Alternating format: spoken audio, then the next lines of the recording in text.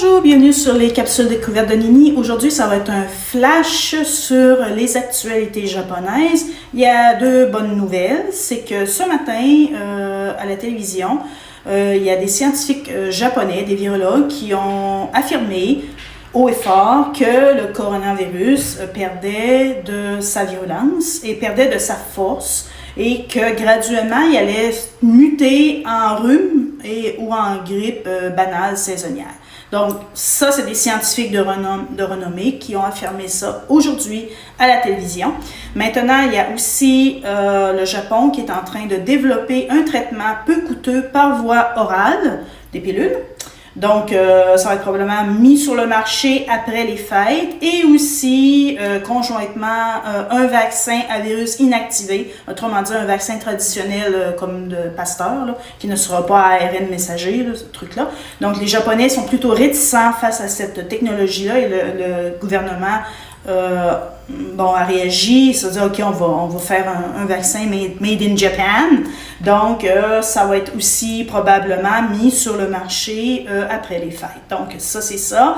Aussi, le gouvernement est conscient que la population japonaise commence à être fatiguée de toutes ces mesures liberticides-là, les couvre-feux, les confinements partiels. C'est pas des confinements, je veux dire, on peut quand même circuler, mais bon, il n'y a nulle part où aller parce que tout est fermé, donc tu peux circuler, mais bon, tu peux aller juste promener ton chien ou aller au parc, mais bon, les restaurants c'est fermé, donc ça a engendré énormément de faillites, de perte d'emploi. Donc il y a des gens qui perdent, autrement dit, qui pètent les plombs. C'est arrivé le soir de l'Halloween, il y a un mec qui a pété les plombs, qui a poignardé des gens dans le métro et qui a mis le feu. Il était arrêté. C'est un jeune homme qui a perdu son emploi. Je pense qu'il était dans la restauration. Il était dépressif. Ça faisait depuis, je pense, 6 mois qu'il n'avait plus d'emploi et qu'il n'arrivait pas à travailler, à subvenir à ses besoins. Et il a tout simplement pété un câble. Et puis les services de psychiatrie sont saturés. Beaucoup de gens ne peuvent pas être pris en charge suite à des traumatismes comme ça, des dépressions sévères. Donc, ils sont laissés à eux-mêmes. C'est très dangereux. C'est une cocotte minute. Donc, ça, le gouvernement doit aussi, trouver des solutions parce que là, tu n'es plus en sécurité. Hein, tu ne sais pas qui va péter les plombs, s'il y a quelqu'un qui va te sauter dessus. Bon, tu ne sais pas parce qu'il y a des gens qui ne sont pas pris en charge et ils ont des troubles sérieux de dépression. Donc, ça va se régler probablement d'ici peu de temps. Ensuite, je vais vous revenir un petit peu plus tard. Donc, restez à l'antenne.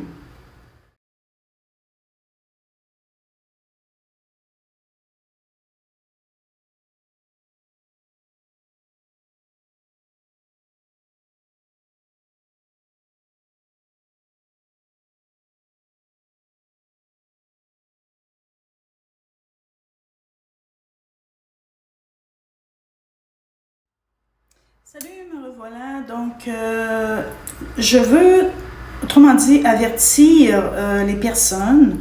Je sais qu'elles ne sont pas mal intentionnées, ok, mais qui publient des fake news. Je veux dire, qui vont publier des trucs sans avoir vérifié les sources ou sans avoir contacté, par exemple, une personne qui habite au Japon, comme moi, par exemple. Il y a des gens là, qui publient n'importe quoi, qui disent que le Japon, on a l'ivermectine. Je vais vous dire la vérité ou la chloroquine. Si moi, je suis diagnostiquée avec la COVID-19, c'est pas compliqué. C'est Doliprane, OK? Et séquestration dans un hôtel réquisitionné par le gouvernement pour 14 jours. Je n'ai pas le droit de sortir de cet hôtel-là. Je ne sais pas qu'est-ce qui peut m'arriver. Je peux être violée, je peux être n'importe quoi, mais c'est mix. Mais je suis séquestrée dans un hôtel réquisitionné par le gouvernement et c'est Doliprane. Il n'y a pas d'autre, ou aspirine, il n'y a pas d'autres médicaments. J'ai demandé à mon médecin traitant si jamais j'avais la COVID, qu'est-ce qui allait m'arriver? Il m'a répondu Doliprane, aspirine, de l'eau, du liquide, du repos et tu dois t'enregistrer dans un hôtel où tu dois rester captive pour 14 jours. En attendant, autrement dit, que tu guérisses ou que tu aies besoin d'être mise sous respirateur. Donc, je dis, waouh! OK, il n'y a pas une grosse différence avec le Québec puis la France, hein? C'est à peu près pareil. Donc, c'est ça.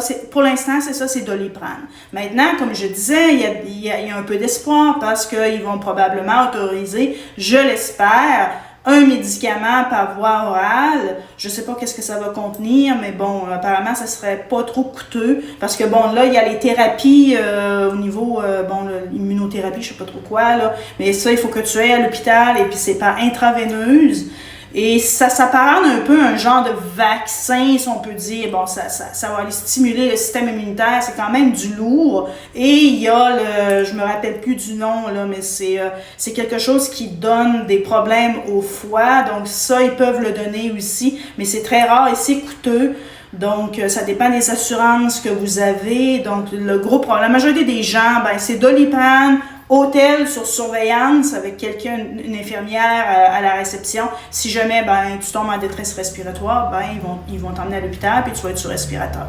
C'est ça. Autrement dit, attendre que tu t'étouffes, puis là, ils vont réagir. Donc, s'il n'y a pas une grosse différence. Donc, s'il vous plaît, informez-vous et ne publiez pas n'importe quoi. La situation n'est pas plus rose au Japon. Alors, au revoir et à la prochaine.